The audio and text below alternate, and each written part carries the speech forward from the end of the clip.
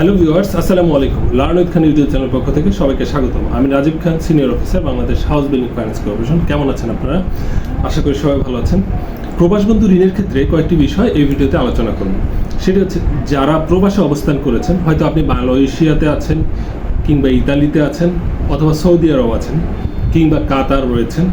আপনি যেই দেশে অবস্থান করেন না কেন, বাংলাদেশে আপনার নামে জমি থাকতে হবে। আপনার নামে যদি জমি থাকে, জমির মালিকানা দলিল, নামজারি খতিয়ান, খাজনা রসিদ, জমির সয়েল টেস্ট এবং অনুমোদিত প্ল্যান, এই ডকুমেন্টসগুলো যদি আপনার নামে থাকে, তাহলে আপনার বাড়ি নির্মাণ করার জন্য Bangladesh house building finance corporation আপনাকে ঋণ দেবে।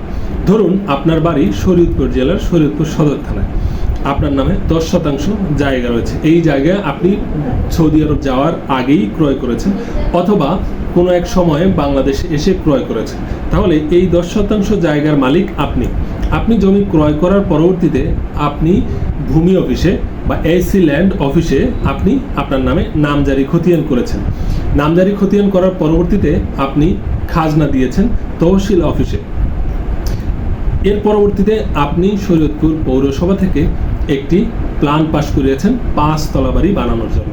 তাহলে আপনার মালিকানা দলিল আছে, আপনার নামজারি খতিয়ান আছে, আপনার খাজনা আছে, আপনার অনুমোদিত প্ল্যান আছে। আপনি যদি বাংলাদেশ হাউস বিল্ডিং ফাইন্যান্স কর্পোরেশনের ঋণের আবেদন করেন, আপনাকে ব্যাংক বাড়ি বানানোর জন্য ঋণ দিবে। এখন কত টাকার ঋণ দিবে সেটা নির্ভর করতেছে আপনি কত ইউনিটের বাড়ি বানাচ্ছেন, প্রতি ইউনিট কত স্কোয়ার ফিট হবে এবং কত তলা হবে। এই সব কিছুর উপর ঋণের ভ্যালুয়েশনটা নির্ভর করে।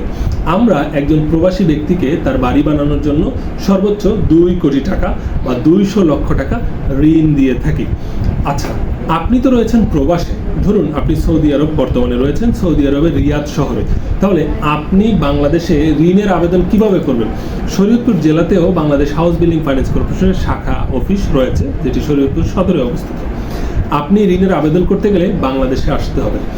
যদি আপনি বাংলাদেশে আসতে না পারেন, সেক্ষেত্রে আপনি আপনার জমির মালিকানা সংক্রান্ত বিষয়, বাড়ি বানানো সংক্রান্ত বিষয়, ব্যাংকের লেনদেন করা, যাবতীয় সকল কার্যক্রম করার জন্য একজন ব্যক্তিকে পাওয়ার দিতে পারেন। এটিকে বলা হয় আম মোক্তার নিয়োগ করা বা পাওয়ার অফ অ্যাটর্নি দেওয়া। সেটি রেজিস্টার্ড দলিলের মাধ্যমে আপনাকে করতে হবে। তাহলে সেই ব্যক্তি আপনার দেওয়া ক্ষমতা বলে ব্যাংকে ঋণের আবেদন করবে, ব্যাংক থেকে টাকা নিবে, বাড়ি নির্মাণ করবে,